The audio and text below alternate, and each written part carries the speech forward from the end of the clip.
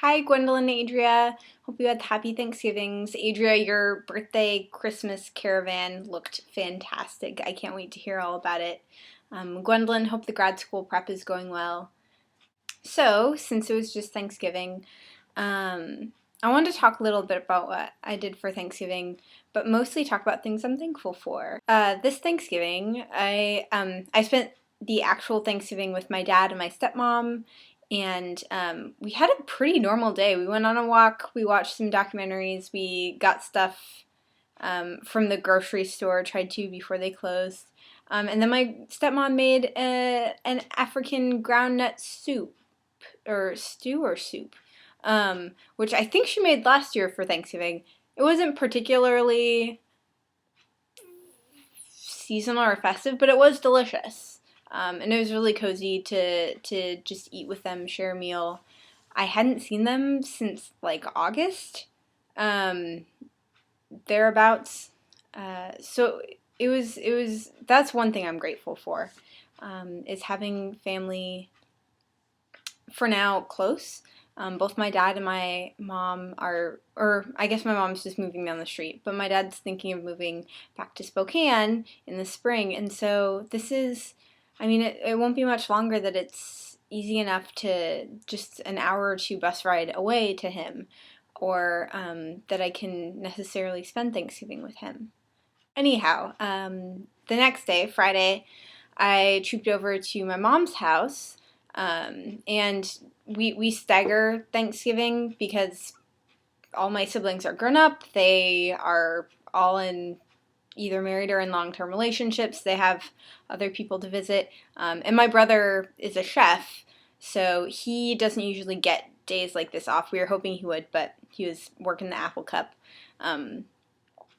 So people who were there at my mom's house, was pretty cool. I got to see both of my sisters, and their husbands and their families. My eldest sister, I have two nieces and a nephew, and my eldest niece is 14, and she's as tall as me, almost taller, which is terrifying. I also got to meet, I guess not meet, I got to see my stepbrother and stepsister, and meet my stepsister's family for the first time. Her husband's Indian, and so they spend a lot of time in India. So that was nice. Getting everyone in the same room and getting to know each other. My mom just got married last winter, spring, even though she and my stepdad have been really good friends for a long time. This was a nice moment to mark the coming together of the families. So grateful that we could come together, but also grateful that this was my first Thanksgiving since graduating. And so for the first time in 4 years, actually longer, because the fall before that I was worried about applying to college, I could actually be present, and I could enjoy being around people and not feel stressed out, not feel guilty for having fun, just be there and hug my sisters and make food and eat a lot of food. Seriously, side note, we had roughly one pie for every 2 adults.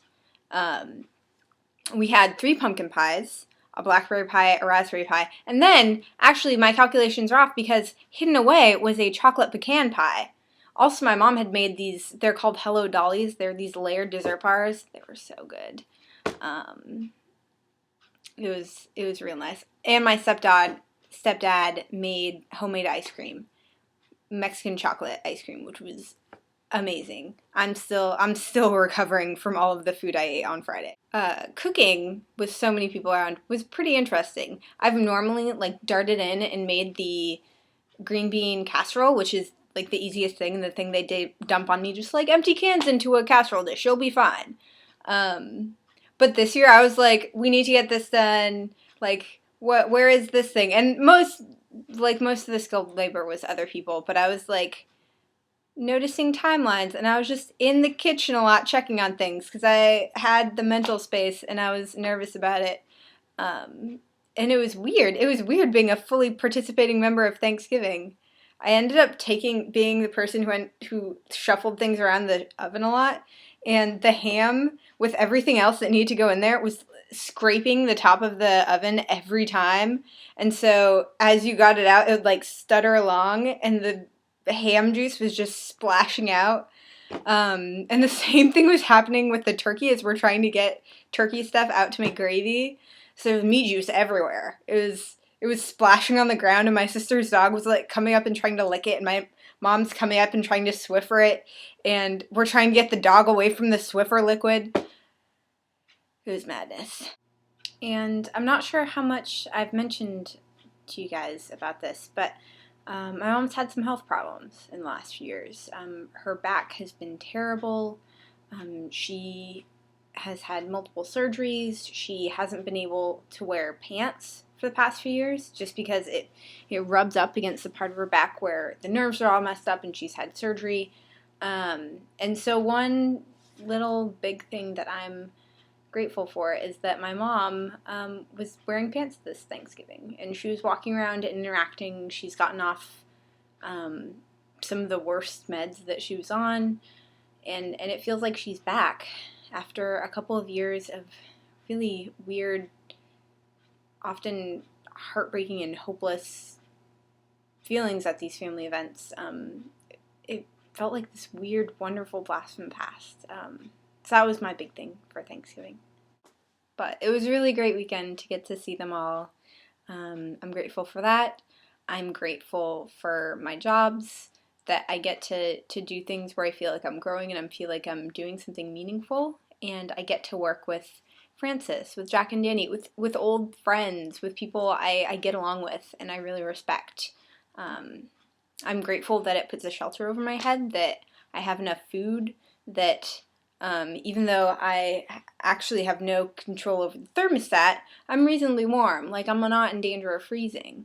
Because a lot of people aren't that lucky. Yeah, so I'm thankful for all of that. I'm thankful for you guys. For people, not just for friends in general, but for friends who we can keep in touch and we can care and keep caring how the other is doing and really reach out.